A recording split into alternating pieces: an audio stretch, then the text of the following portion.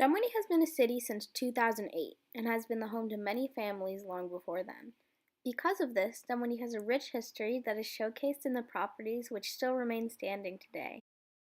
The W.N. Warehouse is one of Dunwoody's many historic houses. Located on 2690 Mount Vernon Road, Dunwoody, Georgia, and built in 1876 by John Ware, the home is located in the parking lot of the Life Center Family Church and currently serves as business offices for the church. The Ware family was greatly affected by the Depression and had to leave the farm despite women's best efforts to retain it. They sold the land to the Sproles, and the family moved to the Kirkwood area of Atlanta. Though the house originally faced Mount Vernon Road, it was moved by the church to the parking lot. Built in 1941 and located today on 1548 Mount Vernon Road, Dunwoody, Georgia, the Dunwoody United Methodist Church began in 1899 as an interdenominational Sunday school whose members met at the Dunwoody Schoolhouse for the first 4 years. As the congregation grew, so did the need for a permanent place of worship. So in 1903, 4 men met up and made plans for a new church. The 4 were John Cates, who donated the land for the new chapel, Stephen, J.C., and Henry Sproul. It was located across Mount Vernon Road from where the current chapel, built in 1941, exists today. In 1935, Ewell Sproul and a team of workers broke ground on what would become the site of the current brick chapel. The chapel is used today for children's Sunday school classes. The Gefkin family summer home on 8059 Kenstone Court, Sandy Springs, Georgia, was literally a work in progress for several years after Dr. Gefkin, an Atlanta dentist, bought 23 acres of land in 1931 for $3,000. The house was not completely built until 1941 and was rented for a few years after World War II ended. The Gefkin family finally moved into the home in 1946. The views from their hilltop home were uninterrupted by other homes and trees. Because of their spacious view, they could see both Kennesaw Mountain and Stone Mountain from their property, and hence named the home Kenstone. Their daughter Catherine recalls many stories of country life in Dunwoody. Her father loved it. Her mother, however, did not, and was often lonely until she joined other housewives in Dunwoody, and they formed a group that they called the Wednesday Afternoon Dunwoody Club. The house features a wood-burning fireplace, original wood floors, beamed ceilings, a master bedroom with a gas fireplace, and a gated driveway. The historic Dunwoody school bell had many purposes over a century ago in the 1850s. It was rung to call children to school, to warn of emergencies such as fires or the need for a doctor, and to call citizens to meetings and celebrations. During World War II, when the children filled their thrift stamp books, they would ring the bell. The historic Dunwoody school bell is located outside of the Dunwoody Library. Built on 115 Spalding Mill, Sandy Springs, Georgia, in 1938, the Millsby Lane summer home is currently privately owned and sits on 1.2 acres of land. Millsby Lane was a prominent Atlanta businessman and president of the Citizens and Southern Bank. One of Lane's biggest claims to fame was helping Atlanta's mayor, Ivan Allen Jr., bring the Milwaukee Braves to Atlanta. While the Braves were willing to make the move, they stalled on the decision until a stadium was built. Lane agreed to lend the city money to build the Atlanta Fulton County Stadium. Atlanta was the first southern city to have a Major League Baseball club. Sharon Methodist Church was formally established on 8775 Dunwoody Place, Sandy Springs, Georgia, in 1889. This church was called the Mission because anyone was welcome to preach and worship, regardless of their beliefs or their membership. Isaac Roberts was the only engineer of the Roswell Railroad, which ran from Chamblee to the Chattahoochee River and Sandy Springs area twice daily from 1881 until 1921. In 1894, Roberts built this home on a bluff overlooking the Chattahoochee River. The house sits on 2.8 acres of land and is just 300 feet from the river on a road now called Roberts Drive, named after the family. It is located on 9725 Roberts Drive, Sandy Springs, Georgia. Isaac was married to Nancy and they had 5 children, all girls. The home features 7 fireplaces, a kitchen, 2 parlors, 4 bedrooms, and 2 bathrooms. One of the parlors has an octagonal shape. Stained glass windows, gable details, and archways are some architectural details in this home. Stephen Sproul was a Dunwoody pioneer who owned hundreds of acres of land in the area. When he married Molly Lee Carter in 1889, he moved into a log home behind his grandparents' house. Molly and Stephen had 11 children. In 1905, he moved his family into the Stephen Sproul home place, his grandparents' home, which was originally built in 1869. He modified the home into this Victorian farmhouse by covering the original logs with wide boards. The house features a stone fireplace, oak floors, and an ornately carved mantelpiece.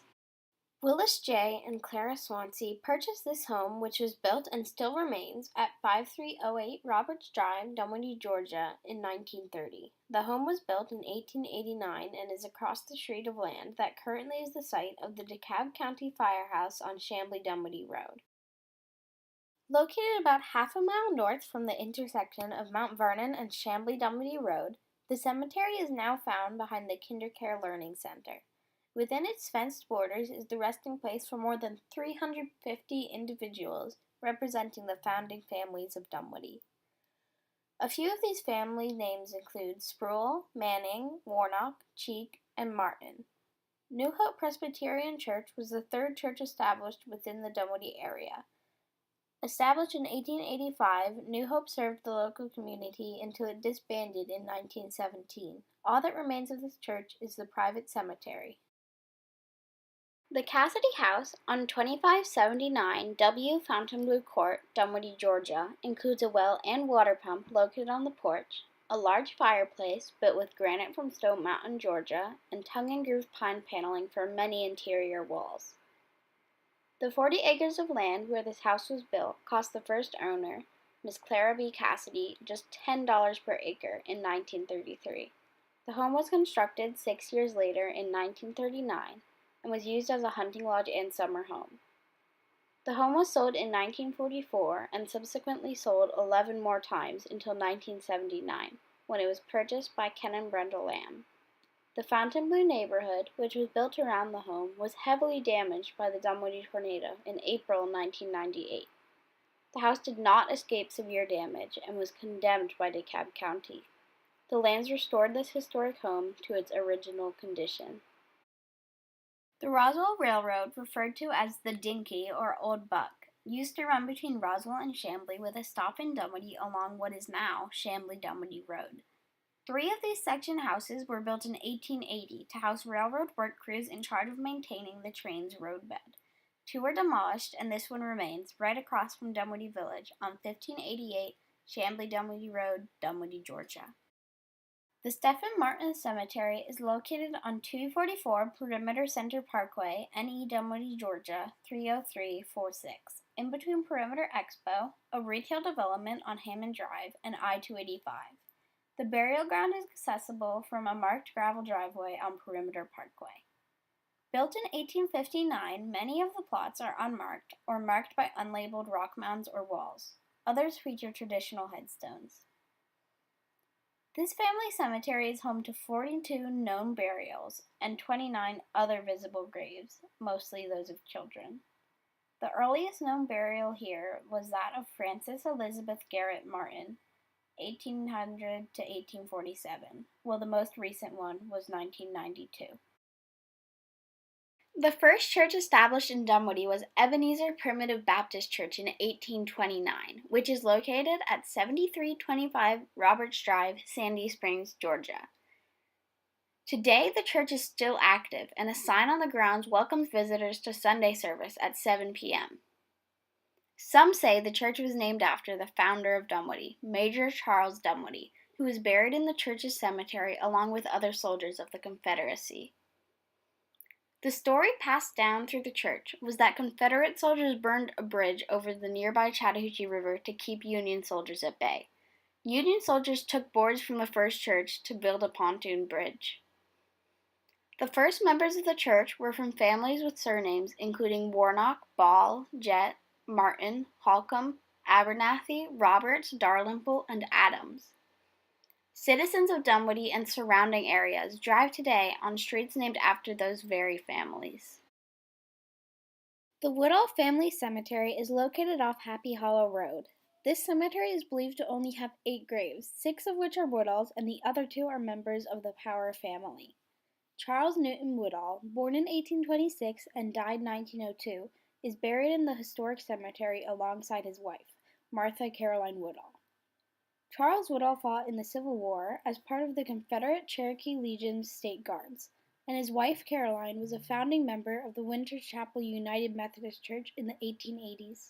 3 of the Woodall's children are buried in the cemetery, including 2 infant boys and a daughter, Indiana Vandalia Woodall, born 1849 and died 1861. There are no markers for Josiah or Samuel Power. However, when Franklin Garrett surveyed DeKalb cemeteries in 1931, he noted that Joe Reeve informed him that the Powers were buried there. Located on 5105 Winters Chapel Road, Peachtree Corners, Georgia 30360, and built in 1881, the Winters Chapel Methodist Church Cemetery is adjacent to the same-name church, which was built in October 1871 and was named for Jeremiah Winters, an early founder of the church. Before the church building was constructed, services were held in private homes. There are more than 400 gravesites in the cemetery, and Warnock, Ware, Woodall, Swansea, Donaldson, and Sproul are just some of the surnames of Dunwoody pioneers buried there.